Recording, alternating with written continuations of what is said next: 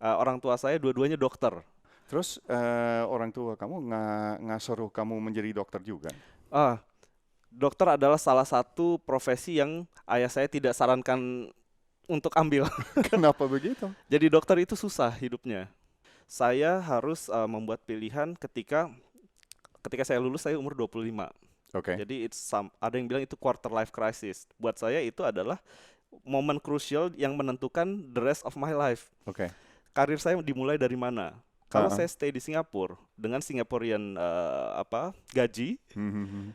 nggak akan ada yang bisa nyamain kalau di Indonesia, Oke. ya. Dan ketika saya nyaman dengan gaji Singapura dan pekerjaan di Singapura, saya akan spend mungkin 3 sampai 5 tahun, mungkin lebih, sampai saya bisa jadi ragu untuk pulang. Bisa jadi. Bisa jadi kan? Ya. Nah, dan tapi apakah itu yang saya mau?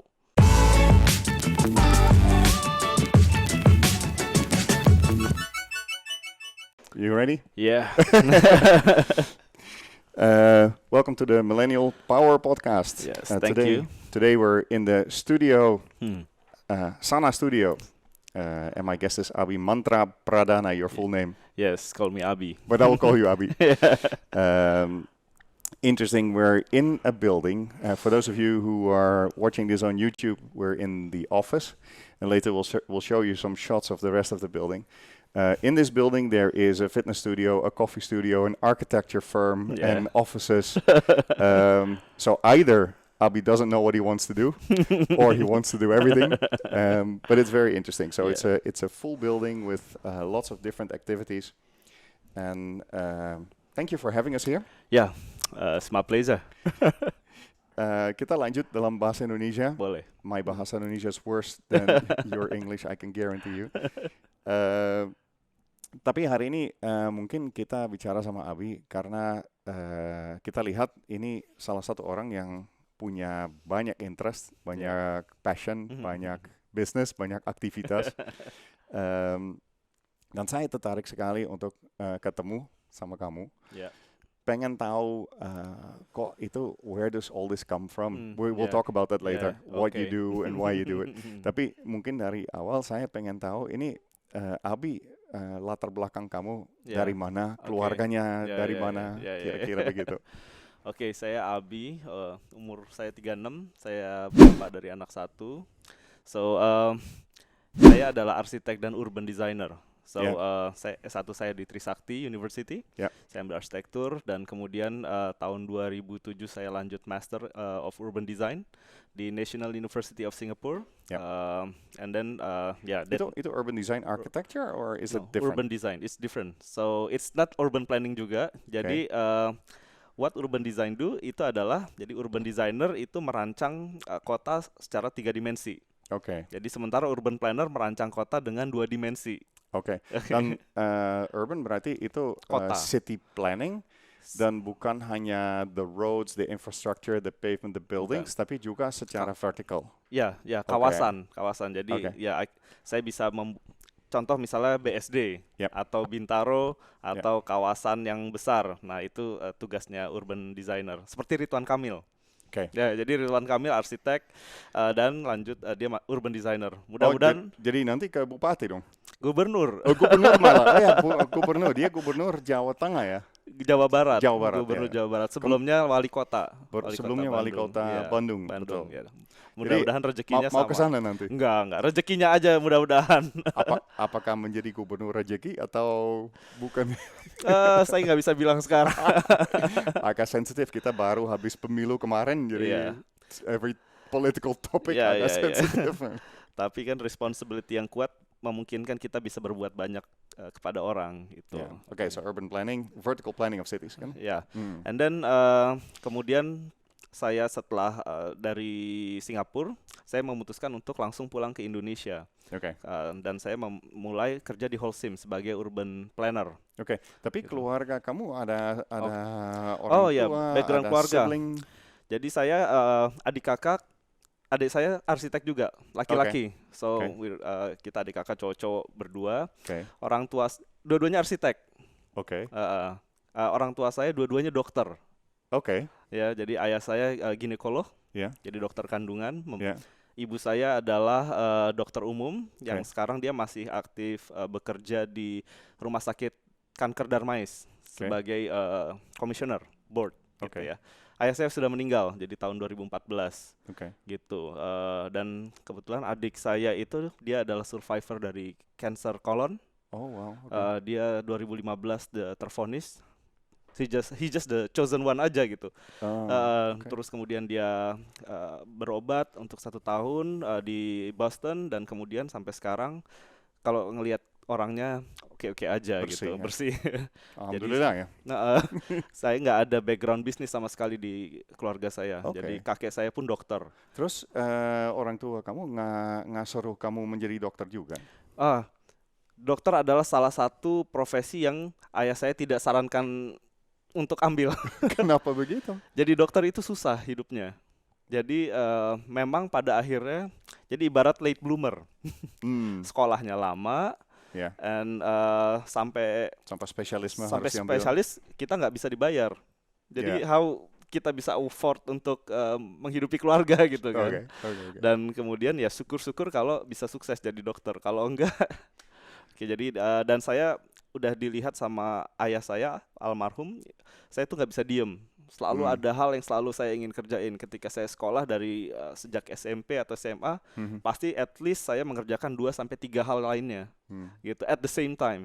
Jadi saya pasti ikut organisasi OSIS atau student council. Saya pasti bisa ikut ekstrakurikuler. Ada 2 pasti, 1 seni, 1 olahraga.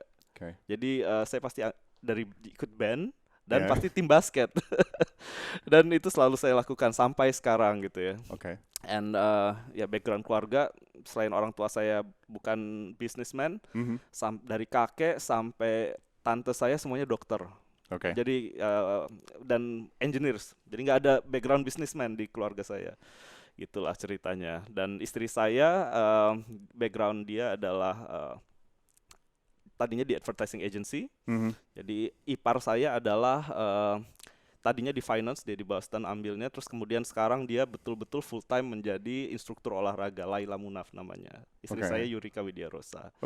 Gitu. Istrinya kerja juga sama kamu? Nah sekarang kami berempat, jadi saya, adik saya, dan istri saya dan my in-law, itu kita berempat manage Sana. Gitu. Oh wah, seru sekali ya. Jadi it's a family business yang kita jalankan berempat gitu, sejak tahun 2012 sampai sekarang. Nah, kalau pengalaman kamu di Singapura bagaimana? Itu it's close to Indonesia. It's not that different from Indonesia. It's totally different. Jadi in terms of competitiveness gitu. Jadi dalam saya belajar banyak dari segi kompetisi. Orang Singapura orang bilangnya kiasu. Jadi nggak mau kalah gitu. Kalau bisa nggak pulang sebulan nggak pulang when it comes to deadline gitu ya. Dan walaupun di Indonesia kita lebih santai kan. Iya. Jakarta nggak santai. Or if you say Jakarta is santai, you haven't met the right people. Oh iya, I know certain Jakartans yang nggak santai. And saya juga belajar di Singapura itu tentang interdisciplinary dan bagaimana waktu saya kuliah itu tuh saya represent negara saya. Jadi di NUS itu adalah memang universitas terpilih yang satu angkatan di kelas saya itu di master class itu hanya 16 orang. Dan satu negara dibatasi 3 orang. Jadi bayangkan ada Malaysia, China, Vietnam, Philippines, semuanya representing their country. Mereka mau negara, bukan cuma dia yang bagus. Our country is the best. Dan yang lucunya somehow all the Southeast Asians ini merasa harus membuktikan kita bukan bangsa pembantu. We're not the country where the maid come from. Indian, Malaysia, Singapore, Philippines gitu. Jadi kita trying so hard to beat other country. Jadi kita keunggulan negara kita itu seru sekali. Dan dan Singapura itu juga very open to information. Gitu. Dan banyak banget lectures dari Amerika, dari mana yang saya bisa dapetin dengan sangat mudah gitu. Dan Singapura itu seperti lab. Nah, tapi kalau kamu di lingkungan Singapura di mana profesionalismenya tinggi, kompetitifnya tinggi, tapi tetap setelah itu Abi ambil keputusan untuk langsung kembali ke Indonesia, bukan tinggal di sana. Kenapa? Karena ada beberapa pilihan. Jadi saya harus membuat pilihan ketika saya lulus, saya umur 25. Jadi ada yang bilang itu quarter life crisis. Buat saya itu adalah momen krusial yang menentukan the rest of my life. Karir saya dimulai dari mana? Kalau saya stay di Singapura dengan Singaporean gaji, nggak akan ada yang bisa nyamain kalau di Indonesia. Ya. Dan ketika saya nyaman dengan gaji Singapura dan pekerjaan di Singapura, saya akan spend mungkin 3-5 tahun, mungkin lebih, sampai saya bisa jadi ragu untuk pulang. Bisa jadi kan.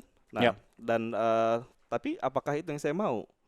Jadi leaving my country dengan mengetahui saya sebenarnya ketika saya pulang banyak hal yang saya bisa kerjakan untuk orang di sekitar saya, untuk apa yang saya percaya gitu. Jadi saya pulang untuk kerja di Holcim. Kenapa Holcim dan kenapa corporate? Yang saya endingnya adalah entrepreneurs. Nah, culture corporate itu penting buat kita kuasai. Jadi saya udah tahu karena ya all the systems, all the disciplines, all the layers of reporting, all the management dan all the delegating task.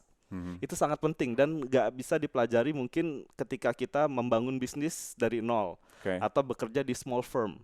Ya, hanya bisa di corporate. Dan mungkin juga ya, mungkin pengalaman saya sendiri juga mungkin yang kita ngalami di corporate, di perusahaan yang gede adalah juga birokrasi. Birokrasi. Lambat untuk ambil keputusan. Iya. Banyak orang yang cuma datang kantor habisin waktu. Kan? Sebenarnya hal yang positif kita bisa dapat, hal yang negatif kita bisa pelajari juga, ya kan? Betul. Supaya kalau kita nanti ambil langkah untuk menjadi entrepreneur atau independen, itu bisa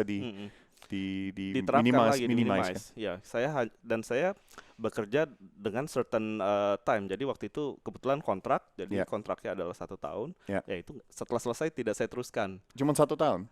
Iya, kontraknya sebenarnya bisa diperpanjang. Tapi I choose not to. Saya pilih untuk starting my own business, architecture waktu itu 2010 lah. 2010. Jadi start from scratch.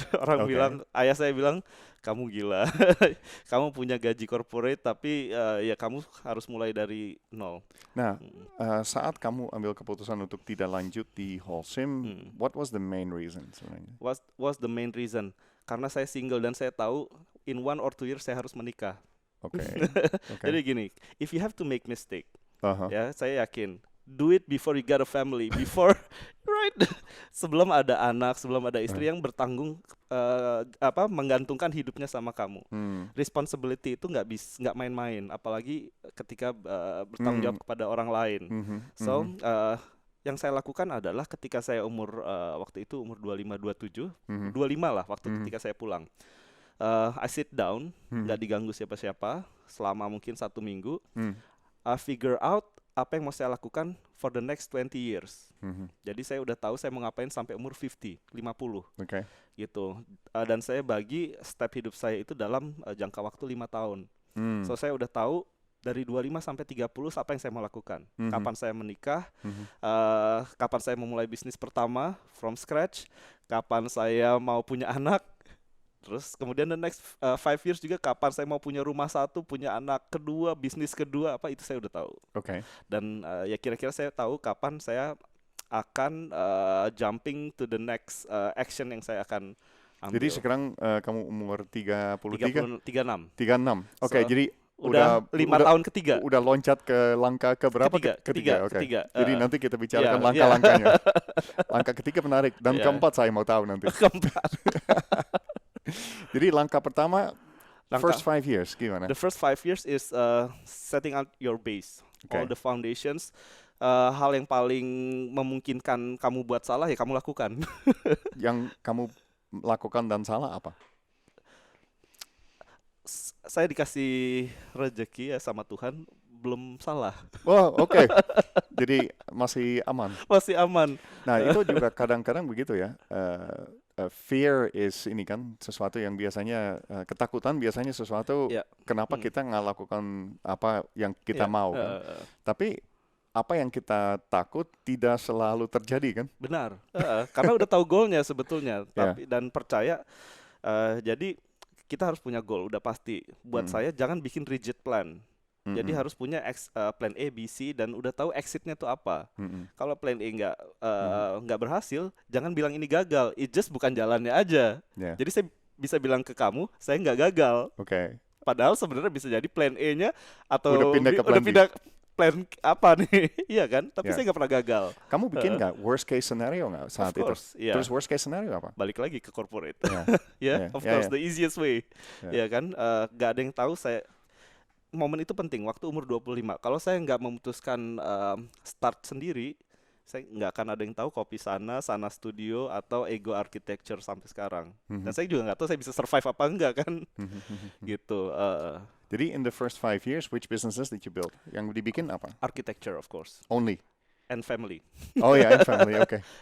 Itu next business. Iya. Jadi yang architecture berhasilnya sampai mana? Enggak, saya umur 25 sampai 30 kan? 25 sampai 30 berarti 2012 itu berarti saya umur 7 tahun lalu ya. Oh itu bisnis kedua. Ya berarti bisnis pertama itu adalah architecture. Gitu, architecture dan family. Dan itu buat saya crucial. Kalau bisnis pertama nggak berhasil, jangan start bisnis kedua. Nah architecture saya mau tanya. Architecture kan itu specialism kan? Specialism. Kamu di hire oleh klien untuk mendesain rumah.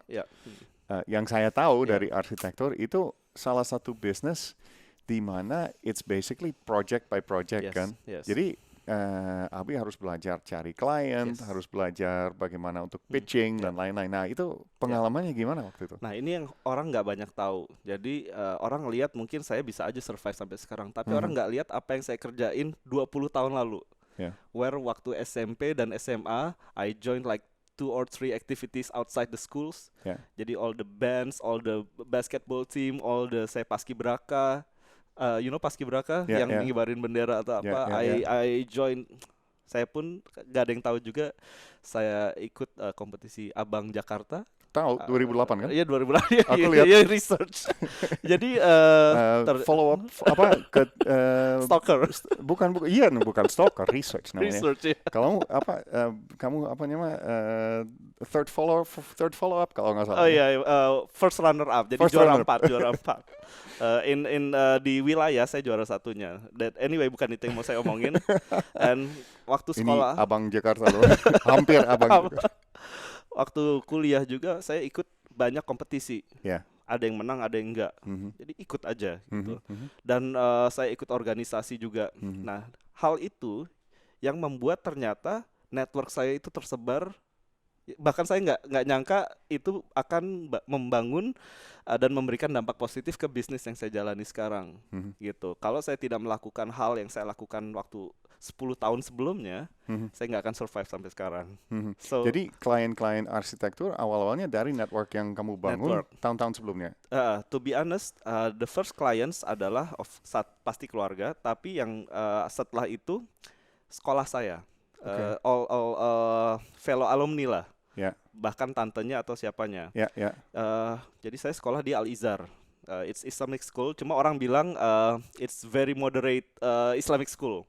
Yang memang saya senang dengan alumninya, jadi very solid dan semua outlier, Jadi ada yang Nadiem Makarim, Al-Izhar alumni, and then the tech lady-nya juga siapa Alamanda Shantika, Al-Izhar alumni. Banyak nama-nama yang emang outlier itu dari Al-Izhar.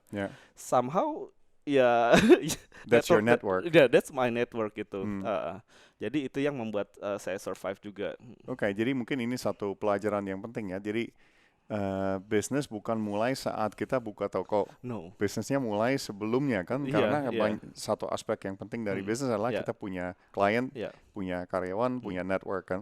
And then skills. You have to make sure kamu yakin bahwa diri kamu is really good enough. Otherwise ya nggak akan. When network ketemu opportunity, kalau ada skill baru jalan.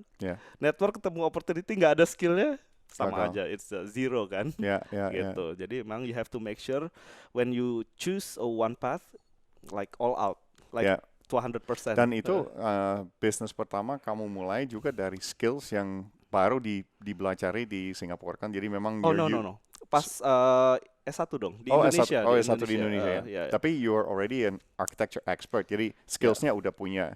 Tinggal aspek yang lain kan, network sama ini kan. Dan urban design kalau ditanya apa architecture kan it's a building. Yang mana master saya adalah kota.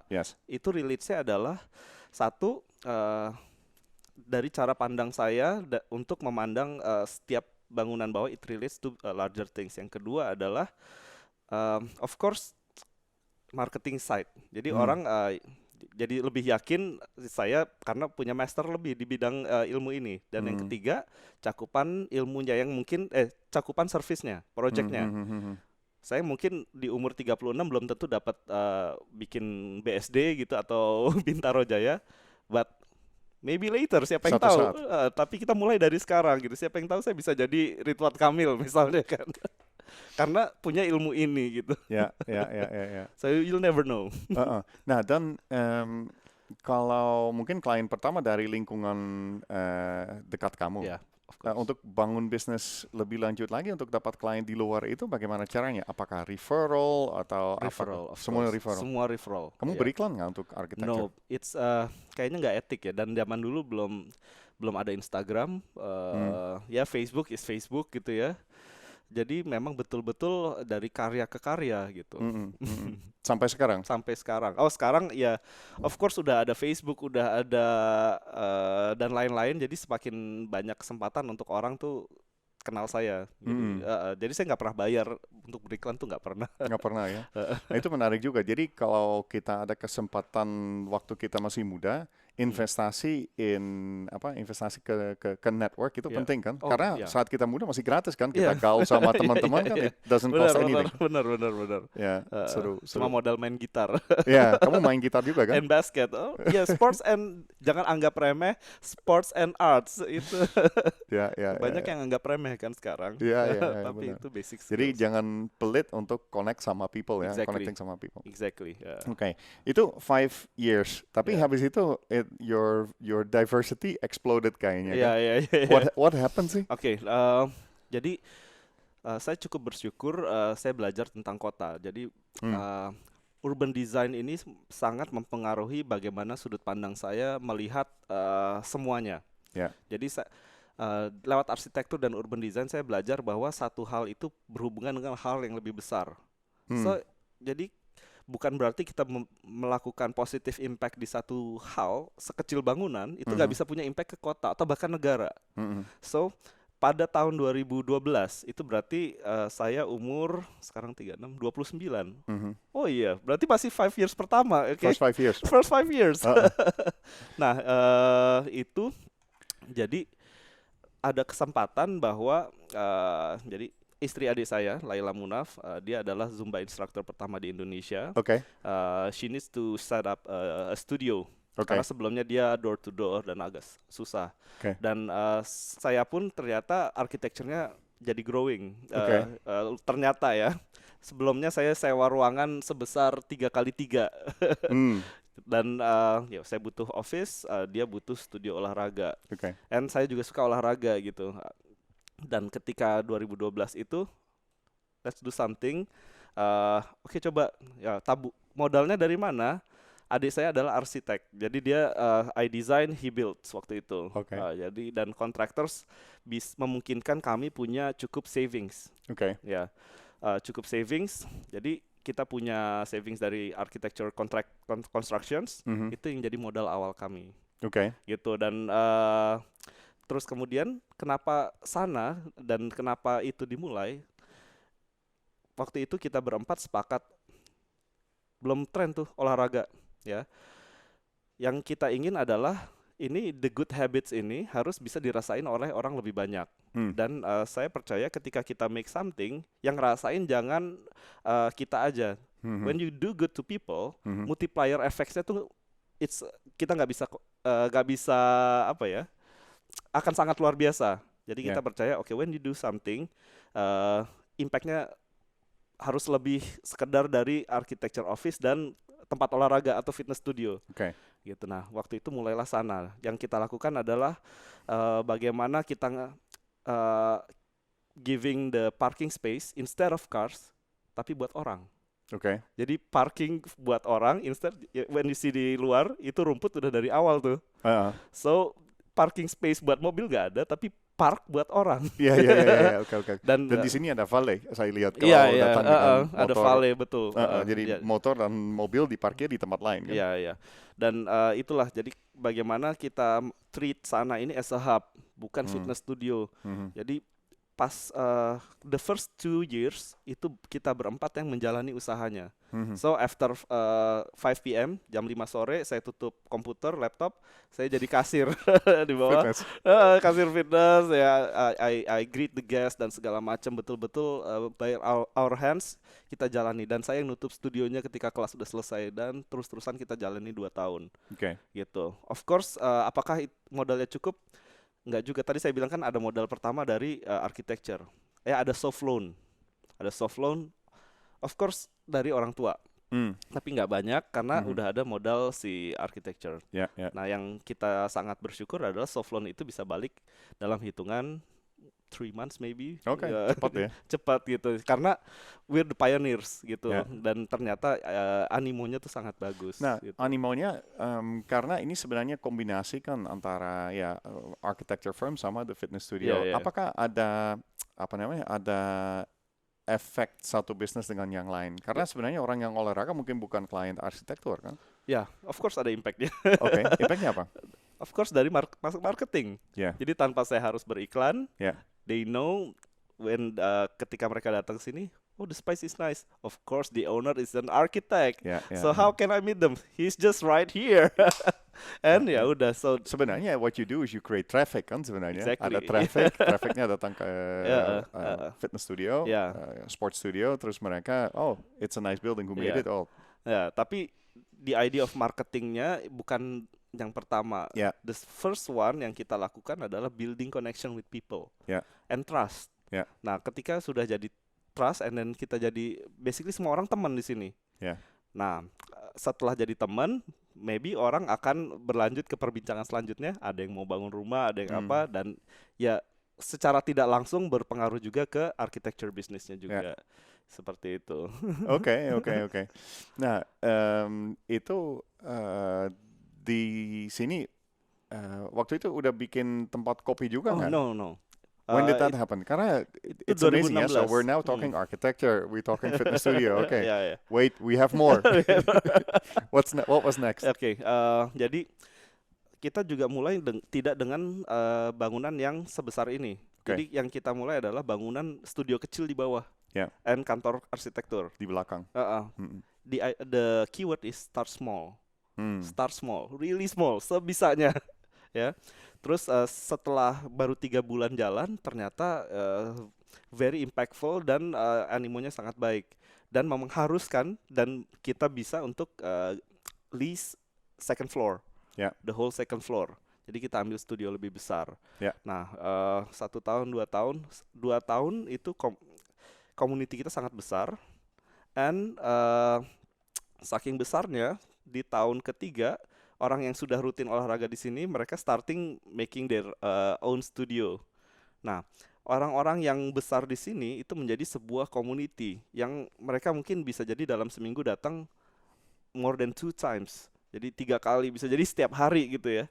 Dan komunitas ini itu perlu diwadahi, perlu dibuat lebih erat. Karena apa? Satu, if you're family, ya butuh tempat yang nyaman dan butuh something, the glue to stick them together kan. In business side, kita nggak ada yang tahu di tahun ketiga atau keempat, maybe mereka bisa pindah cari tempat yang lain yang bisa menampung mereka. If you don't do something, the key is innovate, right? Nah, of course ketika bicara kopi, kenapa ada hubungannya? Arsitektur adalah pekerjaan yang long hours. Of course. And coffee is the best friend, right? Caffeine addicts. Caffeine addicts. Dan arsitek itu mostly adalah traveling junkie. Jadi saya senang traveling, saya senang coba, dan saya basically emang hungry of new things aja gitu. Dan saya nggak tahu kenapa, memang saya the last 2 years itu dari 2014 Jadi setelah 2 tahun buka, saya belajar kopi. Jadi saya datangin seluruh tempat kopi di Jakarta Selatan. Saya cobain aja, nggak tahu mau bikin kopi gitu. Saya budget habisnya berapa? Ya ratusan juta kali. Nggak juga. Ya kopi kan masih 30.000 berapa gitu. Dan saya minum kopi, saya coba semua teknik-teknik kopi, saya coba bikin sendiri. Nah, sampai finding saya adalah saya serve ke orang-orang yang datang gitu, and they like my coffee gitu. Dan ternyata finding saya adalah orang yang olahraga, like setengahnya 50% at least mereka adalah coffee drinker. Dan orang ya ibu-ibu, we're 90% women community ya. 90%, jadi semua minum kopi and mostly black. Jadi strong coffee. Terus kemudian yang nggak minum kopi ya simply karena mereka lambungnya nggak kuat gitu ya. And then they like my coffee.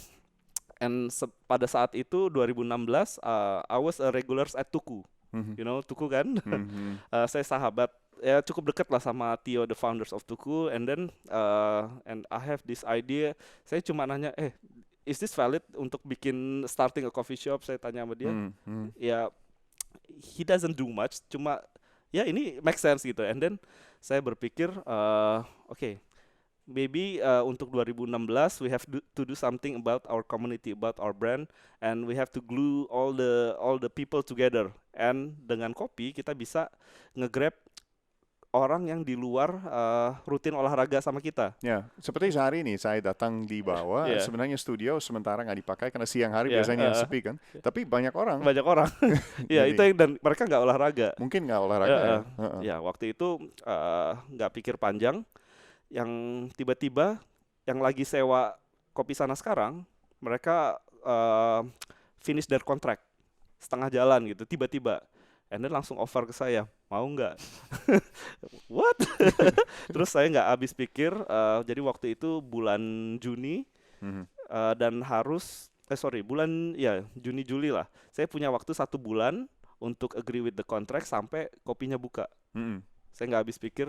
I say yes.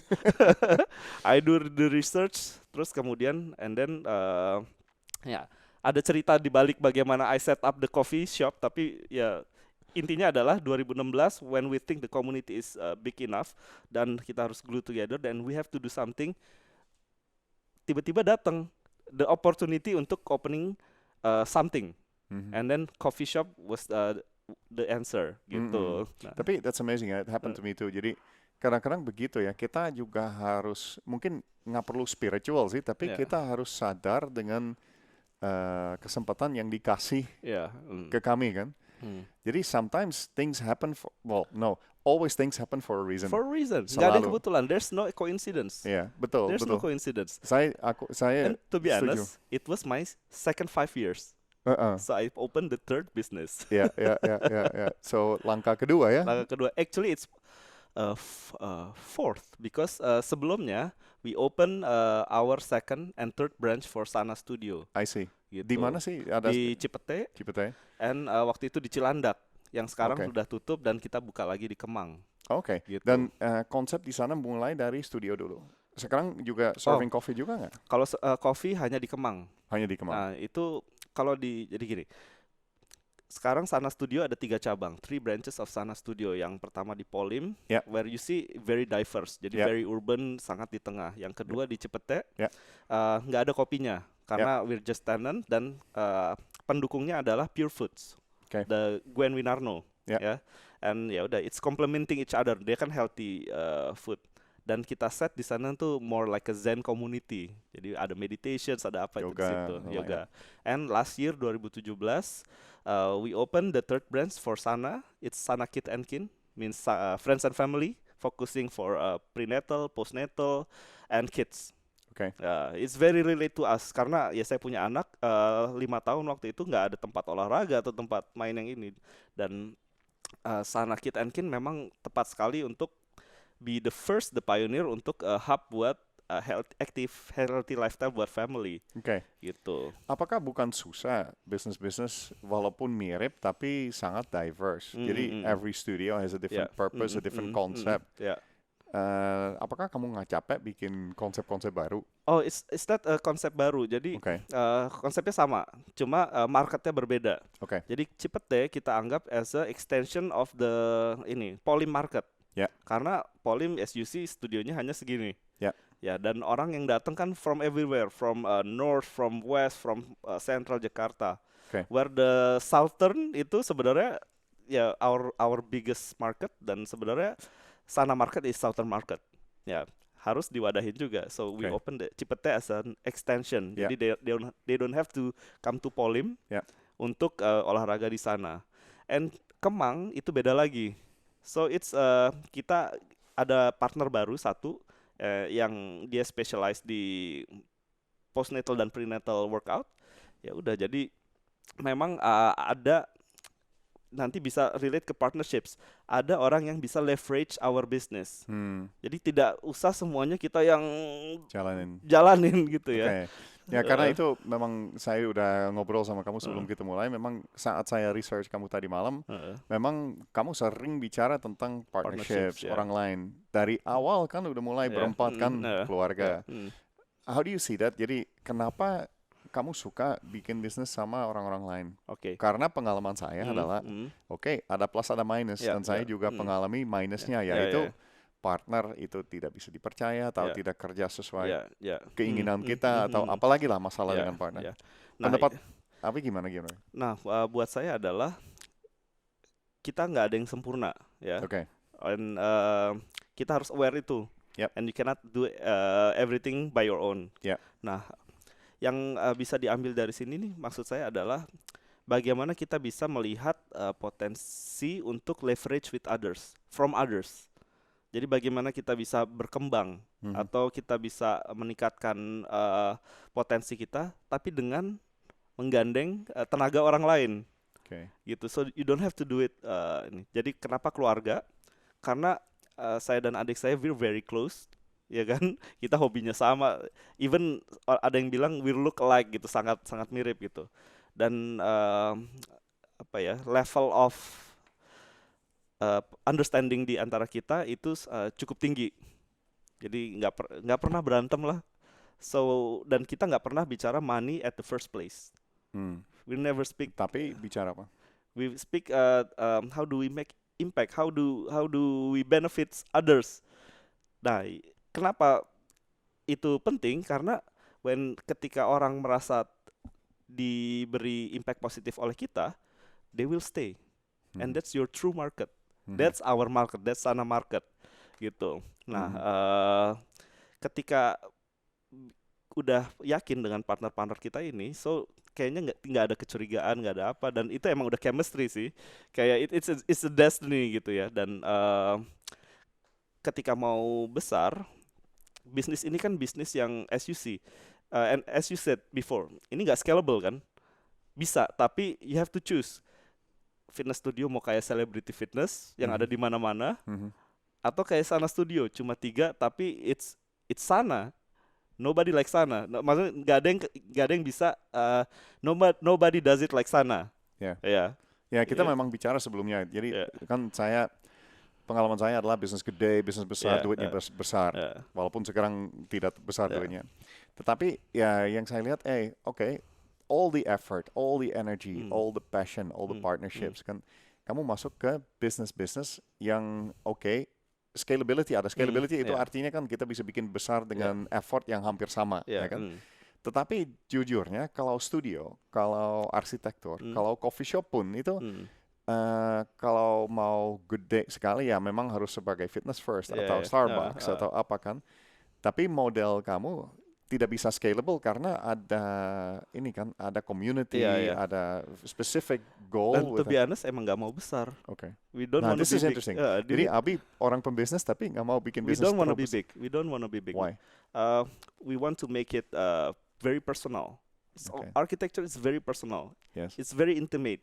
Sana is very personal and intimate. You won't find any vibes in this kind of environment seperti di sana. Tetapi kalau kamu bicara tentang impact, kalau impact banyak orang juga tergantung dengan uang, ya kan? Jadi sebenarnya kalau Abi rasa saya mau bikin impact sebesar mungkin dalam hidup saya, sebenarnya harus pikir bagaimana saya bisa scale my concepts, kan? Alright, nah that's the thing. Jadi that was the questions waktu 2016. How can we go bigger and make larger our impact without getting bigger? Betul. Ya kan? Nah, yang kami lakukan adalah in terms of Sana. In terms of Sana adalah ya kita titiknya di sini yang mikir like 6 peoples, tapi dengan brand Sana yang udah orang kenal, corporates bisa bekerja sama. Okay. We can leverage through others. Ya, bikin events di mana.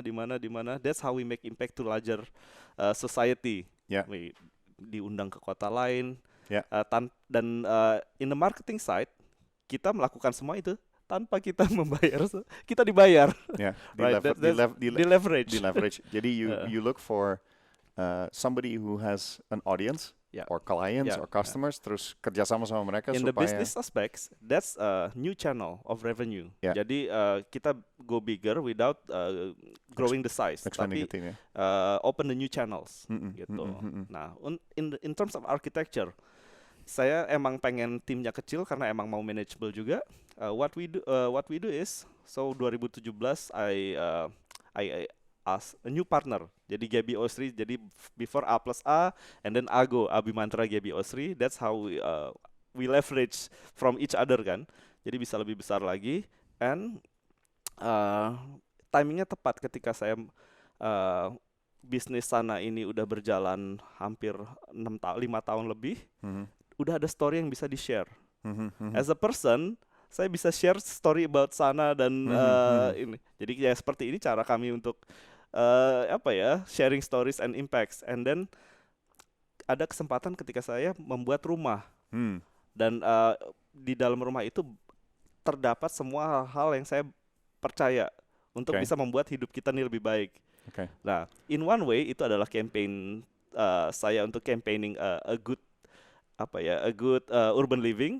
In one way lagi itu adalah it's marketing impact-nya kan luar biasa. Ya, jadi Abi bikin rumah, buat yang tidak tahu, bikin rumah buat kamu sendiri yang lebarnya 3,5 meter. 3,5 meter. Atau dibilang 3.500 milimeter.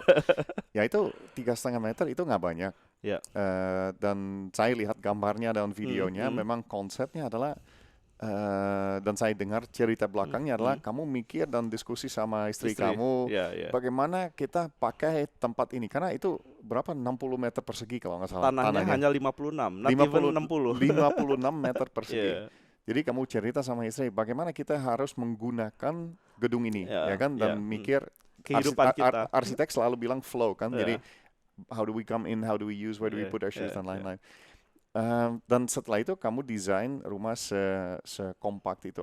Sekarang itu tren sekali kan. Orang muda, milenial pun mereka pengen tinggal di kota, nggak perlu besar tapi nyaman kan. Nah, mungkin bisa yang dicari kan rumah kamu itu ada video banyak sekali. Yang saya lihat itu, dan saya mau tanya, apakah setelah kamu bangun rumah dan apakah setelah kamu tinggalin, apakah memang semua yang kamu pikir terjadi atau ada yang gagal? Berarti ada yang kamu pikir wah bisa begini tapi ternyata nggak nyaman. Semua terjadi. Semua terjadi. Ini ada di dalam, percaya apa enggak? Ini adalah di 5 tahun kedua. So 30 sampai 35 tahun. Saya nggak tahu di umur berapa, cuma saya bilang saya harus punya rumah pertama. Waktu umur 30. Itu targetnya. Target aja. 30, 31, 33, kok nggak kelihatan kayaknya mungkin punya rumah ya. And boom, rumah ini selesai tanggal berapa? 24 Mei 2018. It's my 35 birthday. Pas 35 tahun. Nah anyway, jadi kenapa bisa semuanya terjadi sesuai yang diharapkan, karena ini adalah hal yang saya pikirkan sudah sejak lama, bagaimana saya akan hidup. Jadi saya pas menikah saya bilang ke istri saya, hey, ketika kita hidup, kalau bisa saya bekerja, kamu bekerja, anak sekolah, kita main, kita orang tua kita itu harus jaraknya nggak boleh lebih dari 5 kilometers. Ya, harus compact gitu. Karena saya tahu saya akan melakukan banyak hal, ya, sana, architecture, gitu. Jadi kalau punya rumah harus 5 kilometers radius, gitu ya. Nah, yang saya lakukan adalah ya cari tanah, ya, cari tanah yang kemudian dapat, dan 2013 itu baru dapat tuh tanahnya, dan baru dibangun 2017. Jadi 4 tahun itu mengurus perizinan, dan 2015 itu baru selesai perizinan. Jadi 2015 sampai 2017, that's the design process. Itu dimana conversation saya sama istri saya itu terjadi. Yang kami bicarakan adalah apa yang betul-betul kita butuh. We focus on the needs. Jadi apa sih sebetulnya kita butuhkan, anak mau berapa, terus kalau mau masak, emang kita mau masak buat 3 hari atau seminggu? Enggak kan, kita masak untuk yang kita ingin makan saat itu aja. Karena we don't eat, kita nggak makan di rumah, ya kan, kecuali weekends. Karena kita makan di kantor, kita bekerja gitu. Dan bagaimana orang tua harus disediain kamar atau enggak, terus how we move di dalam, berapa baju yang kita mau butuh, terus sepatu dan segala macam. Nah, tanpa sadar 2 tahun itu adalah tidak hanya mendesain rumah, tapi mendesain kehidupan. Ngerti. Jadi kita udah tahu exactly anak mau berapa, sekolahnya di mana, how we socialize with people, berapa teman-teman main nanti gimana. Nah, ketika ini jadi exactly seperti apa yang kami bayangkan di sebelumnya. Jadi saya ke kantor hanya 5 menit, saya nggak perlu mobil. Oh, dekat sini ya? Dekat sini, ya, that's the idea. Hanya 5 menit naik Gojek, ya kalau naik mobil pun juga segitu. Sepeda bisa, dan banyak kewajiban-kewajiban, tanggung jawab yang sebetulnya bisa kita pangkas atau kita reduce.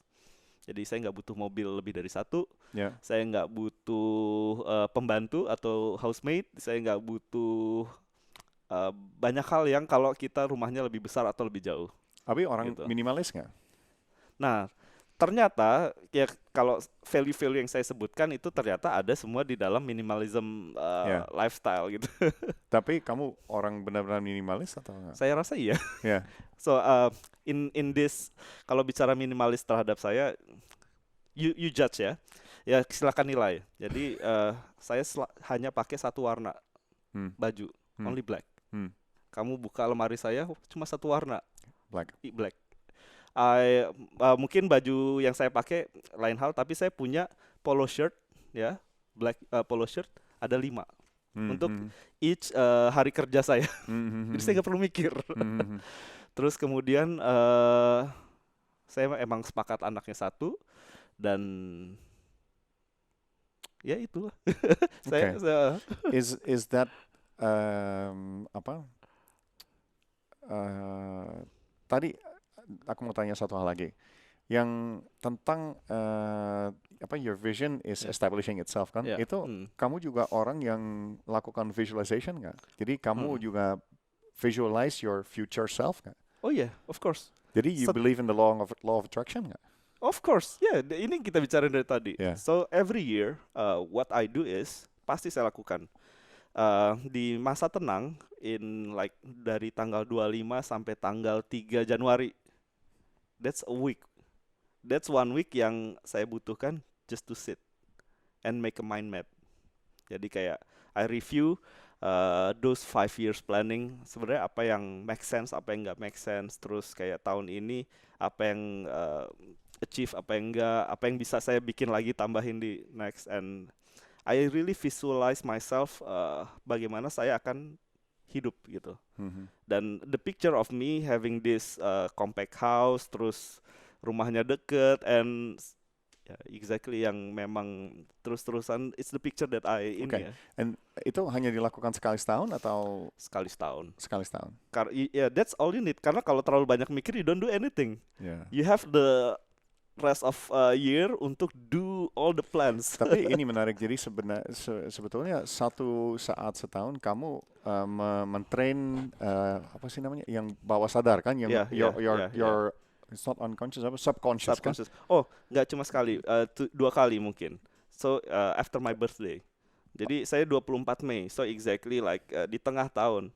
So that's the moment yang untuk mikir lagi the second semester tuh mau ngapain. So ya itu. Tapi menarik karena saya mungkin orang yang mungkin terlalu sering bikin planning mikir. Tapi ini saya belajar satu hal yang menarik karena it's true sebenarnya kalau kita bikin planning at the end of the year, then we know what to do kan. Okay, stop thinking, start doing kan. Exactly. Seru. Aku mau tanya,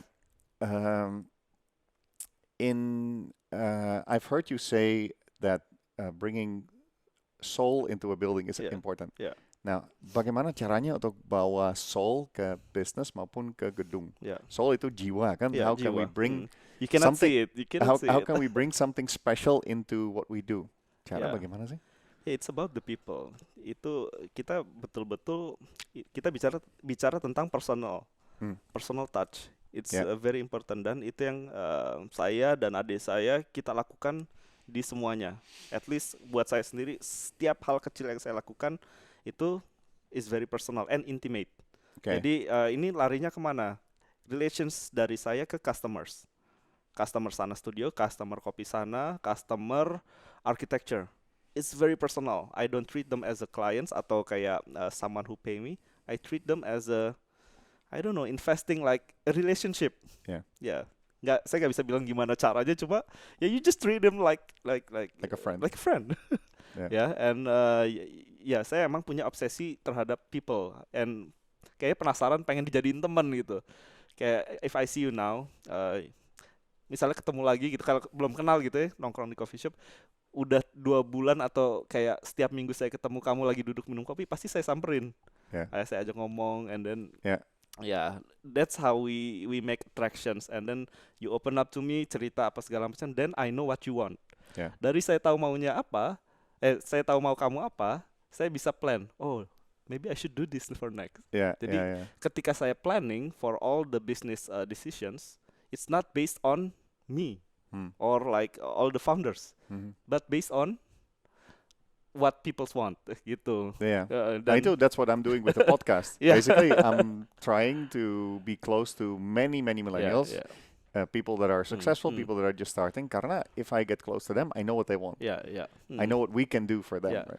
Dan itu sih intinya how to bring the soul into a business itu kan kalau business architecture semua sebenarnya sama. You do as many as possible buat human contact atau personal touch, dan nggak ada rumusnya, you just have to be there. And mungkin yang penting juga don't focus on the money first kan. Exactly, kan? In everything you said kan, we don't focus on the money first. No. Kalau dihitung berapa banyak uang yang harus dibayar ke saya kalau saya nongkrongin kopi sana atau sana studio, just talk to ini kan. Ya mungkin nggak dilakukan orang lain gitu, tapi kalau dihitung-hitung, tapi kan at the end of the day ternyata a little thing we do, hal-hal kecil seperti itu yang menjadikan sparks, attractions dan Dan kalau misalnya Abi orang terbuka seperti itu kan mungkin the opportunity comes from unexpected people kan. Saya juga punya pengalaman seperti itu. Saya punya bisnis properti, terus saat ini saya cari-cari investor yang bantu saya. The first guy that invested with me came from unexpected side. Jadi saya approach orang-orang yang saya pikir mungkin dia mau. Terus tiba-tiba dari luar ada yang telepon saya, hey, I heard ini gini. I'm interested. You never know. Yes, exactly. And you need to treat people well, I think. You never know. You never know. What does triathlon teach you about business? About that. Okay, I did 7 marathon, jadi 7 kali marathons, 3 ultramarathon, so distance-nya lebih dari 42. And I do triathlons, and terakhir saya half Ironman distance. Jadi itu show off banget tuh. Apa? Show off. Iya. Jadi biar nggak ditanya udah ada jawabannya. Nggak, maksudnya adalah gini. Jadi kayak apa yang hal-hal tersebut mengajarkan ke saya adalah semua pasti ada ujungnya. Sesusah apapun challenge-nya kamu, pasti ada selesainya. If you just do it, if you just believe in yourself. Tapi semua belief kamu nggak akan berhasil when you don't prepare yourself ketemu itu. Jadi kan setiap race itu pasti trainingnya itu 3 bulan. Jadi nggak tiba-tiba daftar terus minggu depan ikut race ya langsung die. Jadi semuanya itu pasti at least 3 bulan latihan. Selama 3 bulan you have to do like disciplines, tight schedules dan segala macam sampai at the end ada race day. Gitu.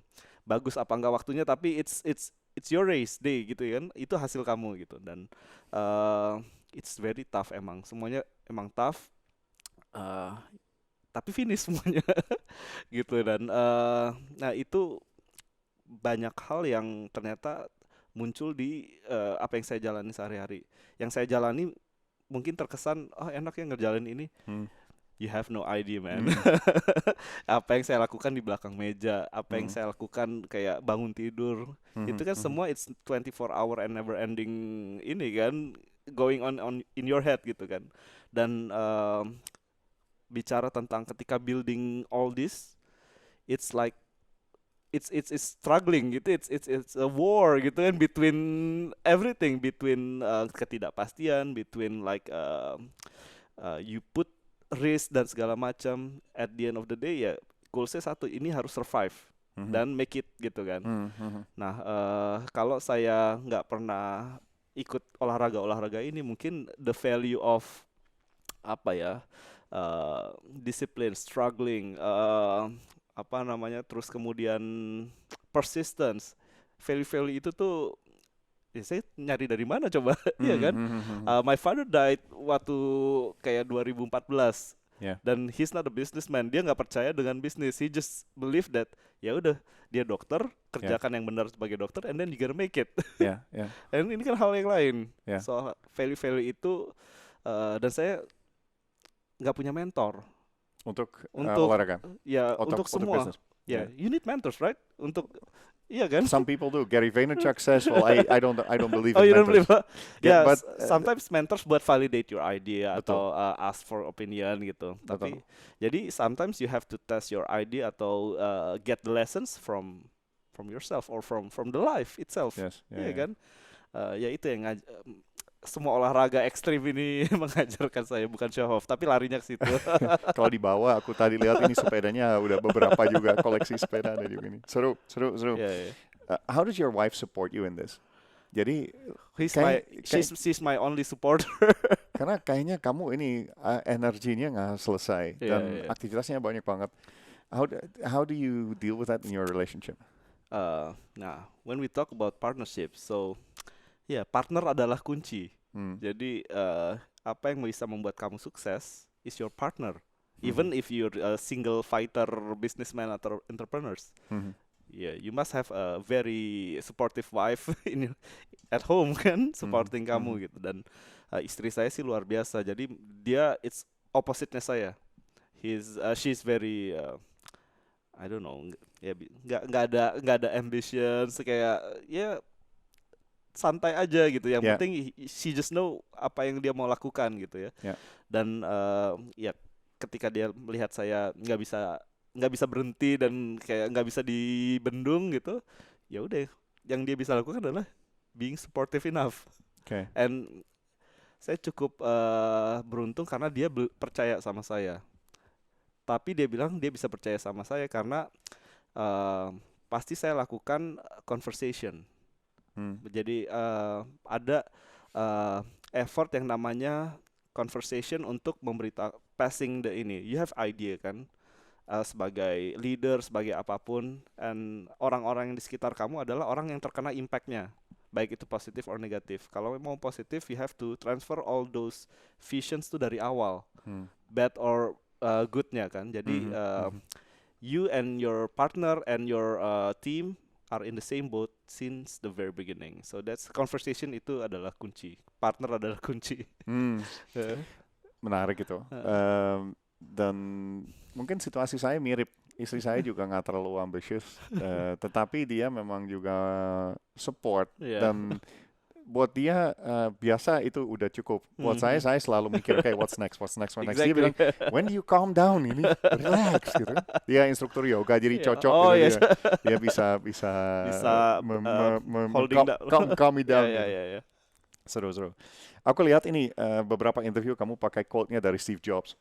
Oh. Dan aku mau tanya, itu si Steve Jobs itu pendiri Apple itu salah satu role model nggak? Enggak juga sih. Karena kamu pakai quote-nya ini kan, stay hungry, stay foolish kan. Kamu sering omong itu kan. Iya, itu kayaknya it's reflects me best kayaknya ya. Kayak nggak ada kenyangnya, nggak ada cukupnya gitu. Dan somehow kayaknya itu bisa jadi mentality yang membuat kita tuh, apalagi saya kayaknya pengen lebih baik. Karena when I talk to you, you've done so much, kayaknya masih banyak yang gue belum tahu, atau and I talk with somebody else. Jadi ada merasa bodoh itu penting. Feeling stupid is somehow important for me. Kalau udah pinter berarti you feel enough and then you don't learn anything from it. So does learning make you happy? Yeah.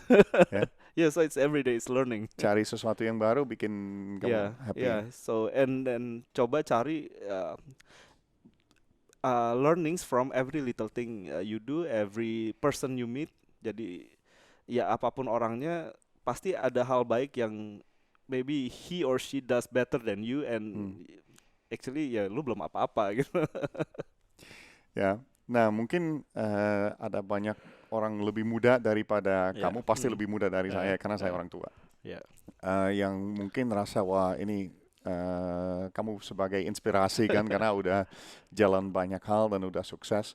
Kalau ada yang muda banget, misalnya yang baru lulus universitas, baru lulus kuliah, mereka mau mulai sesuatu, mungkin mau mulai bisnis atau apa, kira-kira apa tips kamu buat orang-orang yang baru mulai dengan jalan hidup apa? Saya selalu punya tiga rumus. First, you have to visualize yourself in like past, present, future. Bayangin aja gitu. Dan kita ceritakan karena kamu bikin yang 5-year plans, terus ada visualization planning every year.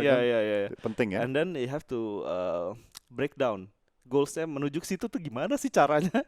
Ya make plans. Just nggak usah detail kayak at least langkah pertama, kedua, ketiga. At least you know 3 steps abis itu apa. Kalau perlu lebih bagus lagi ada plan B or C. Misalnya kalau perlu. And kalau misalnya udah buat plan itu, saran saya leave the numbers out of it. Numbers. Jadi sometimes it's very rigid.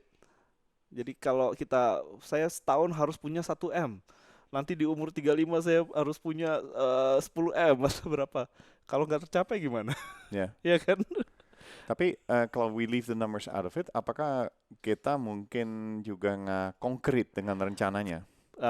Tapi you have to tahu value-nya. Jadi misalnya kamu bisa punya rumah, berarti kan your salary pasti udah bisa mencapai. Exactly. You know what I mean, right? Kalau kamu punya bisnis, berarti kamu punya atau second business. First business biasanya mungkin minjem ke bank atau soft loan atau apapun. Tapi second business biasanya you have enough capital ya untuk start second one or the third one, right? Jadi nggak usah disebut berapa, at least ada gitu. And karena apa? Setelah udah tahu mau apa, next one is apa? Just do it, stop planning. Dan when you do something ya harus tahu diri sendiri. Jadi apa ya capital yang kita punya? Start small. Jadi contoh misalnya Sana Studio, mulai dengan satu studio kecil muatnya hanya 14 orang. Architecture, saya hanya nyewa ruangan 3x3, nggak punya modalnya komputer di rumah. The first step saya suruh bawa laptop sendiri. Dan jangan lupa banyak bisnis bisa dimulai dari rumah. Iya benar. Kan konsep kita perlu kantor dulu itu konsep lama, ya kan? Benar. Khususnya sekarang kalau mau online atau apa, you don't need an office gitu. The only reason I now need an office because I need an address. Exactly. Sebenarnya kita kebanyakan kerja dari rumah. Kalau ketemu ya di studio, tapi we can do work and we can build a network of people to create something tanpa kita punya kantor. Yes, we have to meet. Tapi I can meet here, kan I can meet in sana. Exactly. Ya itulah. Jadi coffee shop pun gitu. Pasti banyak millennials yang punya coffee shop itu keren ya. Padahal tunggu sampai ngejalanin. Suka kopi sama ngejalanin bisnis kopi kan beda. Tapi waktu saya mulai kopi sana, it's start from really really small capital. Capitalnya saya bikin bisnis nggak pernah ada pinjam dari bank. What we did is I create proposals. Jadi pasti ada capital yang kita punya, but mostly sometimes it's not enough. Jadi untuk tutup like 30%-nya atau bahkan 50%-nya, saya membuat proposals. Proposal dari ke teman atau ke investor? Ya start dari orang yang kita kenal ya. Jangan yang kita nggak kenal dan kita nggak tahu value-nya dia apa gitu. And then you pitch your idea. Ya udah when you pitch your idea, berarti you challenge your idea to other people. Betul. Just before the business is started. Jadi you tahu apa yang betul, apa yang mungkin harus diperbaikin kan. And if people are willing to give you money, berarti they believe in the plan. Exactly. Kan? Jadi udah di-validate sebelumnya kan. Exactly. Benar. So that's what we do. And ada angel investors to keep me started. Dan yang kita lakukan nggak langsung diisi seperti sekarang ini kan. Kalau dilihat itu ada spacious, ada tempat duduk apa, dan cuma coffee shop sana. Yang pertama nggak. Kita what we did is we leverage from other business. Jadi ada food. Waktu itu ada bisnis namanya kok lupa sih, Momadon. Ya dia punya rice box dan udah brandnya besar di Pasar Santa. Dan udah punya community. Somehow marketnya itu bersinggungan, South Jakarta market lah. Jadi kita ajak jadi tenant di sini untuk sharing space. Terus jadi impact-nya kita tuh double ketika kita mulai, nggak dari nol. Udah punya captive market dari sana, plus tambahan captive market dari the Momadon, the other brands. And ternyata the lucky one for us is setelah berapa bulan Momadon closed, kita growing. And then ya udah they out, we you do it yourself. Tapi ini menarik dan ini kita udah di closing sih. Tapi yang saya mau tanya tentang angel investor, biasanya prinsipnya Abi kembaliin uang. Ya, jadi bukan mereka tetap jadi kayak loan kan? Tapi ya benar. Itu yang saya ngomongin di awal. Intinya adalah, hey, I need money, but you cannot do anything or deal anything with the business. I'll promise I get it back to you. In 1 year. Your money back plus interest. Udah, itu aja. Dan pengalaman saya juga sekarang, seperti saya bilang, saya baru mulai dengan investor juga. Sebenarnya if we do that, itu it builds trust luar biasa. Malah salah satu proyek saya kembaliin uang baru hari ini dibayar kembali sebelum waktunya. Jadi ini untuk salah satu rumah, saya punya investor, dia kasih uang, saya kembaliin dengan interest karena saya bilang, hey, I want to return the money now karena I want to look for another project. Jadi dia juga bilang, oke, kalau ada proyek berikutnya siap. Karena saya harus kembaliin dulu kan. Jadi I think that's a good idea. Jadi if you start a business, don't look for shareholders, don't look for people where the money you habisin.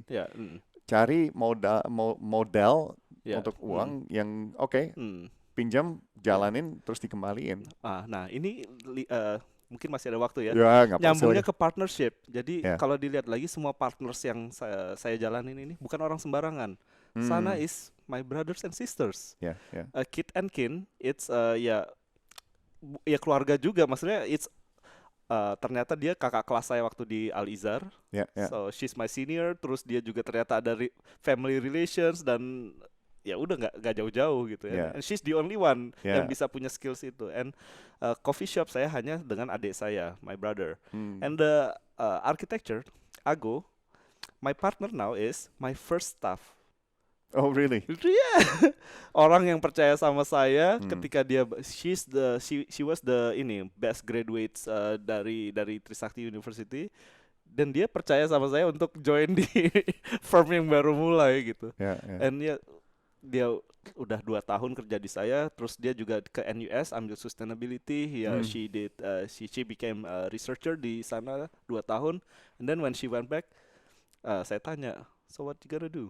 I don't know. Jangan lupa orang lama. Exactly. Karena mungkin mereka mau gabung lagi. Kan? Dan kita the world is round kan ini. Dan jangan takut investing investing kebaikan sama orang. Jadi ya ketika dia waktu itu jadi staff saya nggak treat dia sebagai staff as as apa ya, family, team, ya saya kasih semua yang saya punya. At the end of the day, ya dia bisa balik lagi jadi partner and leverage the business semakin ini. What's the last question I want to ask you? What's the next big thing that you want to do? The next big thing. Wah, that should be a secret. No. So I need to come back ya. Yeah, mungkin maybe in the next 2 years. Tapi yang pasti kan gini. Jadi karena waktunya udah dekat loh. Udah dekat. Iya, udah dekat. Ya, saya start dari 2010. It's 10 years becoming architect, terus 7 tahun jadi dengan bisnis sana dan ini, and Jakarta Selatan. So maybe it's time to maybe outside. Okay. Yeah. Gitu. Different city? Not yet. Yeah, different city but not different island. Oke, gitu. kita akan lihat what's next. Abi's next big thing. Thank you so much. Kalau ada yang mau kontak Abi, paling gampang paling gampang ya just follow my Instagrams @abimantra atau di situ ada ya semua social apa media. Ya cerita saya lah, and then ada Ago Architecture @agoarchitecture or website www.agoarchitecture.com. Yeah, and don't forget to Google the 3,500 millimeter house and watch the videos karena ada beberapa video yang bagus banget. Oh gitu ya. Jadi harus lihat hasil Abi. Thank you so much. Oh, maybe the next big thing is book. It's always been an ambitions ya untuk bikin buku. Oke, nanti kita bisa cerita. Kita sedang dalam proses untuk bikin buku. Oh gitu. Buat Millennial Power. Yeah. Sebenarnya it's good sih. Kita bisa establish kita sendiri sebagai expert kan. Jadi ya kalau emang harus bilang next big thing is book. Tapi belum ada scratch juga belum. Harus nunggu visualization dulu. Thank you so much buat 1 jam kita udah ngobrol. Terima kasih banyak. Saya rasa kayaknya kamu berhasil untuk ini mendekati saya. Minimalnya saya akan kembali lagi untuk ngobrol-ngobrol lebih lanjut nanti. Thank you, Abi. Yeah, you're welcome. Thank you. Millennial Power. The power to control your future.